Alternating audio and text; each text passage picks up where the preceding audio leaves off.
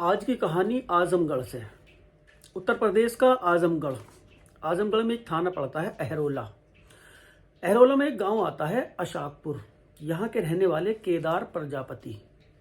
दो इनके बच्चे थे, एक बेटा और एक बेटी। बेटी का नाम आराधना, बेटे का नाम सुनील। आराधना 22 साल की, बेटा 18 साल का। एक छोटे मोटे किसान थे, छोटी मोटी इनकी ज़मीन थी खेती किसानी की, उसी से गुजर बसर चलता था।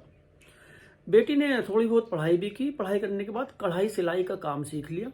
कपड़े वगैरह सिया करती थी। घर की भी अपना आर्थिक मदद कर दिया करती थी घर वालों की, और अपने खर्चे का भी वो काम खुद कर लिया करती थी। अच्छी ठीक ठाक। घर वाले भी, बाप भी सोच के सीना चौड़ा होता था बाप का कि बेटी हमारा भी हाथ बटा देती है। इस घर में सब कुछ ठीक था। 9 नवंबर 2022 को इसकी सहेली थी मंजू यादव, उसका फ़ोन आया। पहले इन दोनों दोस्तों में नोक-झोंक हुई। काफ़ी दिन बाद सहेली ने फ़ोन किया कि कैसे याद आ गई। इस तरह से जैसे दोस्तों में बातें होती हैं, इन दोनों की बातें हुई। उसने उससे शिकायत की, उसने इससे शिकायत की। शिकायत के बाद उसने कहा, भैरव धाम मंदिर जाना है, अगर तू चलती है तो तू भी बता। उसकी सहेली ने इस आराधना से कहा कि अगर चलना हो तो बोल। आराधना ने कहा, मैं भी काफ़ी टाइम से सोच रही हूँ भैरवनाथ मंदिर जाने के लिए, दर्शन करने के लिए, और मुझे टाइम नहीं मिल रहा था। तू चल रही तो बस अपना साथ ही हम लोग चलते हैं। उसने कहा कि ठीक है, कल तैयार रहना, कल को अपना चलेंगे। सुबह हुई। जब इसने फ़ोन पे बात की थी मंजू यादव से, आराधना ने, उस वक्त अशोक, ये सुनील था इसका भाई, ये भी वहीं पे था। इसने भी सुना था कि मंदिर जाने की बात कर रही। दोनों सहेलियां अपना चली गई। जाने के बाद शाम होती है। शाम तक ये आराधना वापस नहीं आई। घर परिवार वाले अपना चिंता में इंतज़ार कर रहे थे। रात होने लगी लेकिन आराधना वापस नहीं आई। ये परेशान। जो बाप थे ये केदार प्रजापति, इन्होंने ढूंढना शुरू किया। बेटी का मोबाइल बंद, और लेकिन बेटी का पता नहीं कुछ भी। इन्होंने अपने बेटे से कहा, सुनील से, कि जा उसके घर जा, मंजू के। इसके बेटे ने बताया कि मंजू के साथ गई वो केदार भैरवनाथ मंदिर। अब ये उसकी सहेली के घर गए मंजू के पास। मंजू से पूछा कि आराधना है तेरे पास? उसने कहा, नहीं मेरे पास तो है नहीं। मंजू ने कहा, हम तो दर्शन करके आ गए थे, मैं अपने घर आ गई थी और वो अपने घर चली गई थी। सुनील ने बताया भाई ने कि वो अभी तक घर पे नहीं पहुंची। ये भी हैरान मंजू यादव कि वो कहाँ चली गई, परेशान। ये दोनों बाप बेटे कुछ और मोहल्ले वाले को लेकर थाने में गए। वहाँ कंप्लेन लिखाई। जवान लड़की, 22 साल की उम्र थी, शादीशुदा ये लड़की थी। अब एसएचओ थे योगेंद्र बहादुर सिंह। इन्होंने एक टीम बनाई और लड़की की तलाश करनी शुरू की। धीरे धीरे 5 दिन बीत गए। छठा दिन होता है। छठे दिन एक गांव पड़ता है गोरिकापुरा गांव, उसी इलाके में ये गांव है। उस गांव के रोड किनारे एक कुआं है। उस कुएं से बहुत ही गंदी बदबू आ रही थी। लोगों के, राहगीरों का चलना भी मुश्किल हो रहा था। जो भी उधर से गुजर रहा था मुंह पे रुमाल वगैरह रख के ही गुजर रहा था। कुछ राहगीरों ने हिम्मत सी की कि न जाने कुएं के अंदर क्या सड़ रहा है, किसकी इतनी बुरी बदबू आ रही है। उन लोगों ने जब कुएं में झांक के देखा, कुएं में इंसानी शव के जो कुछ हिस्सा वो तैर रहा ऊपर ही, हाथ पैर इस तरह से। लोगों ने देखा। लोगों में एकदम से ये बात, जिस गांव की ये में ये कुआं था, वहाँ आग की तरह ये बात फैल गई। पुलिस को इत्तला दे दी गई। वहाँ के चौकीदार थे, चौकीदार ने इत्तला दे दी पुलिस को। पुलिस वहाँ पे आ गई। आने के बाद पुलिस ने वो शव बाहर निकलवाए। 5 टुकड़े थे, 2 हाथ 2 पैर, और बाकी का ये हिस्सा सर उसका था नहीं। देखने से लग रहा था किसी महिला का ये शव है।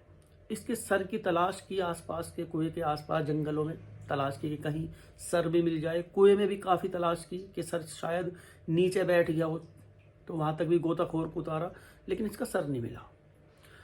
अब यहाँ से इनको याद आया, एसएचओ तक बात पहुँची योगेंद्र बहादुर के पास। इनको याद आया कि 5 दिन पहले वो आए थे केदार प्रजापति, और उन्हें अपनी बेटी के बारे में बोल रहे थे कि वो आई नहीं घर। उस बच्ची का भी अभी तक कुछ पता नहीं लगा। इस लड़की के पास कुछ नहीं मिला। इसके हाथ में काला धागा बंधा हुआ था। अंगूठी, एक नॉर्मल सी अंगूठी पहनती थी, एक पाजेब पहनती थी। ये सब कुछ इसके हाथ पैरों में थे। शव को निकालने के बाद केदार प्रजापति को और उसके बेटे को इन्होंने बुलाया। इन्होंने शिनाख्त करानी चाहिए, उन लोगों ने भी यही कहा कि शायद हो भी सकती है और नहीं भी, लेकिन जब उसके भाई की नज़र उसके हाथ वगैरह पे पहुंची, जो कटे हुए हाथ थे, कि वो जो आराधना इसी तरह का एक धागा बांधती थी अपने हाथ में, और पायल भी उसी किसी लग रही है, लेकिन कन्फर्म नहीं। शव का जो हिस्सा था वो उसमें ऐसा सड़ चुका था, शिनाख्त नहीं हो पा रही थी कि चेहरा का पता लगे कि कौन है कौन नहीं, तब कम से कम समझ में आए। फिर भी कहीं ना कहीं यही अनुमान लगाया गया कि शायद ये वही लड़की है जिसका नाम था आराधना। आराधना के बारे में पूछा इसके माँ बाप से। माँ बाप ने बताया कि मंजू यादव लड़की है, उसके साथ वो मंदिर गई थी उस दिन, और उस दिन के बाद वो वापस नहीं आई। घर परिवार वाले परेशान थे, माँ बाप की बुरी हालत थी, रो रो के जवान बच्ची अचानक से किसी कहाँ चली गई। लोगों ने नाम लगाना शुरू कर दिया था कि किसी से प्यार करती होगी, भाग गई, ये सब कुछ। अभी हाल ही में उसकी शादी की थी। पुलिस ने मंजू यादव को उठाया, इससे पूछताछ की। मंजू यादव ने कुछ नहीं बताया। इसकी कॉल डिटेल निकाली। मंजू यादव की कॉल डिटेल में भी आराधना का नंबर वगैरह था। आराधना के नंबर की कॉल डिटेल निकाली। कॉल डिटेल में एक शख्स का नाम निकल के सामने आया। ये शख्स का नाम था इसका जो प्रिंस यादव, जो मंजू यादव थी इसका बड़ा भैया था प्रिंस यादव। जब उसका और कॉल डिटेल निकाली, इनके बारे में पता लगा कि प्रिंस यादव की और इसकी आराधना की, ये दोनों आपस में मोहब्बत किया करते थे। प्रिंस यादव की तलाश में पुलिस इनके घर पर पहुंची। ये घर पे नहीं मिला। उसकी कॉल डिटेल निकाली प्रिंस यादव की कि किस किस के संपर्क में ये रहता है। इसी का मामा का लड़का था सर्वेश यादव, ये उसके संपर्क में ज़्यादा रहा करता था। सर्वेश यादव को उसके गांव से जाके उठा लिया, उससे ही पूछा, उसने प्रिंस यादव के बारे में बता दिया कहाँ है। दोनों को गिरफ्तार करा, इनसे पूछताछ की। पूछताछ में इन दोनों ने कबूल कर लिया कि आराधना के तो 6 टुकड़े करके इन लोगों ने फेंक दी। जहाँ से सर बताया था कि जहाँ इन्होंने सर छुपा रखा, वो एक कीचड़ नुमा इलाका था, कीचड़ थी वहाँ से वो सर बरामद हुआ। ये लेके गए वहाँ। कुएं में 5 हिस्से फेंक दिए थे, 6ठा हिस्सा जो सर का था इसने वहाँ फेंका था। इन लोगों को गिरफ्तार किया। इनसे पूछताछ हुई कि ये सब कुछ तुमने किस लिए किया। 2021 की बात है। 2021 में ये इनका जो प्रिंस यादव था और ये थी आराधना, इनका एक दूसरे के घर आना जाना था। बचपन से ही एक दूसरे के घर ये भी आए जाया करते थे, एक ही जगह के रहने वाले थे। धीरे धीरे ये जवानी की दहलीज पे कदम रखा, कब इनको मोहब्बत हो गई इनको भी नहीं पता लगा। मिलना चिलना शुरू हुआ तो शादी तक बात पहुंची घर परिवार वालों से कि बात करें शादी के बारे में। इसने जो आराधना थी ये और जात बिरादरी से थी, प्रिंस यादव ये और जात बिरादरी से था। दोनों जानते थे कि शादी नहीं होगी, फिर भी घर में बात की और आराधना के माता पिता ने इसको मना कर दिया कि शादी नहीं हो सकती। घर वालों ने बंदिशें लगा दी, फिर भी इन्होंने मिलना चिलना नहीं छोड़ा। कभी कहीं इस तरह दोनों मिल लिया करते थे। अब मिलना मिलाना घर वालों को फिर पता लगता था, यही सब कुछ हो रहा था। इसी दौरान इसने अप्लाई कर रखा था वीज़े के लिए। प्रिंस यादव ने शारजा जाना था इसको। 2021 में ये शारजा चला गया, वहाँ का इसका वीज़ा लग गया, ये शारजा चला गया, ये वहाँ पे। इधर रह गई आराधना। आराधना को घर परिवार वालों ने समझाया, एक लड़के से इसका रिश्ता कर दिया गया और उसी लड़के से इसकी शादी कर दी। मंजू यादव जो थी इसकी सहेली, उसने अपने भैया को बताया प्रिंस यादव को कि उसकी तो शादी हो गई। मोहब्बत बहुत करता था। फ़ोन पे इससे बात की आराधना से। प्रिंस यादव ने उसने कहा हमने साथ जीने मरने की कसमें खाई थी, तोड़ दी सब। उसने कहा मैं माता पिता के सामने मैं कुछ ज़्यादा बोल नहीं पाई, अब जहाँ मेरी शादी कर दी इन्होंने, बस अब मेरा वही सब कुछ है। एक सपना समझ के जो हमारे बीच हुआ उसको भूल जाओ। प्रिंस यादव ने कहा भूलना इतना आसान तो नहीं है, कैसे भूल जाओ। जब तक ये शारजा में रहा, फ़ोन पे किसको साथ करता रहा कि उसको तलाक दे दे, उसको तलाक दे दे, ये नहीं मानती थी। जब भी फ़ोन करता था तलाक की बात करता था, अपनी बहन से भी कहता था तलाक के बारे में। सब कुछ इसी तरह से चल रहा था। इससे बर्दाश्त नहीं हुआ, कुछ वक्त रहा इस शारजा में, इससे रहा नहीं गया। वहाँ से टिकट कराया, ये इंडिया आया वापस। 2 दिन तक आजमगढ़ के रेलवे स्टेशन पे सोया। वहाँ से अपने मामा के घर गया, सर्वेश यादव को लिया, वहाँ से सारी बात बताई। दोनों दोस्त वहाँ से ये गांव में आए। अपनी बहन से इसने फ़ोन कराया कि भैरव धाम मंदिर जाने के लिए उसको बुला, साथ लेके चलेंगे, उससे बात करनी है। कहीं ना कहीं मंजू यादव जानती थी कि आज होने वाला क्या है। उसने अपनी सहेली को फ़ोन किया, फ़ोन करके इसको एक पुलिया पे बुलाया था। गांव से बाहर वो पुलिया थी। ये आराधना वहाँ पे आ गई। वहाँ पर प्रिंस और इसका मामा का लड़का ये दोनों खड़े हुए मिले। प्रिंस ने इससे कहा आराधना से कि वो तो मंजू यादव तो परिवार के साथ चली गई, तो हमारे साथ चल, वहीं मंदिर पे चल ले, पूरा परिवार वहीं पे ही है। झूठ बोल के ये लोग इसको वहाँ से लेके गए। मंदिर तो कहीं लेके नहीं गए, ये इसको दूसरे रास्ते लेके गए। वहाँ जंगल में ले जाके इससे बात की कि तलाक देगी या नहीं अपने पति को। इसने मना कर दिया कि नहीं देने की।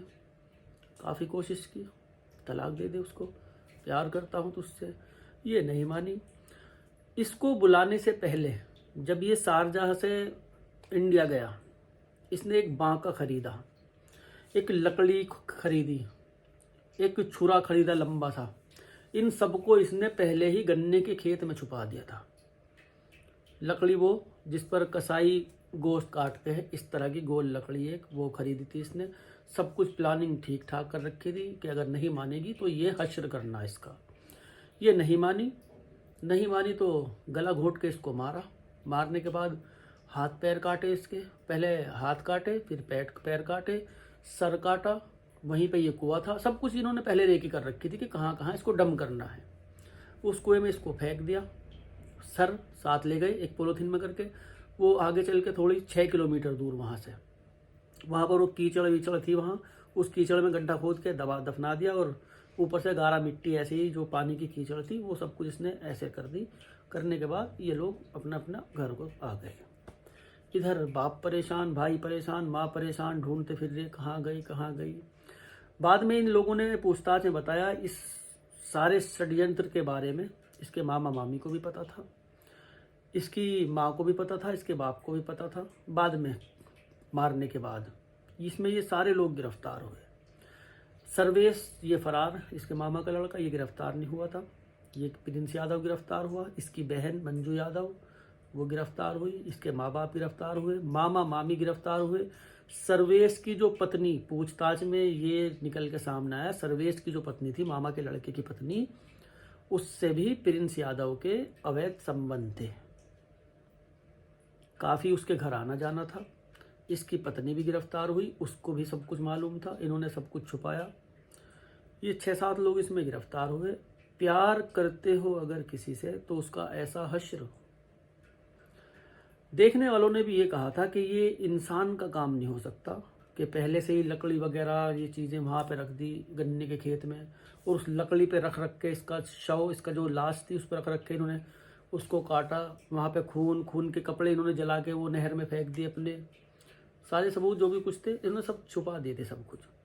लेकिन केस खुला।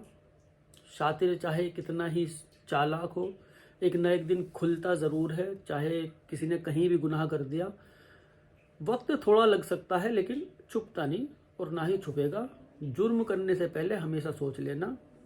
और ये तो बड़े जुर्म हैं, किसी की धी बेटी को कहीं लेके जाना, झूठ बोलना, गर्दन काट देनी, मार देना, ये तो बहुत बड़े जुर्म होते हैं। ऐसे जुर्म कहाँ छुपते हैं। खुश रहो, आबाद रहो। चैनल को जिसने सब्सक्राइब न किया हो सब्सक्राइब कर लो और बेल आइकन दबा देना। मिलते हैं अगली कहानी में। ऐसी कहानियों से कुछ सीख लिया करो। किसी पर भी भरोसा करना आज की दुनिया में अच्छा नहीं है। मानते हो? कमेंट में बताना।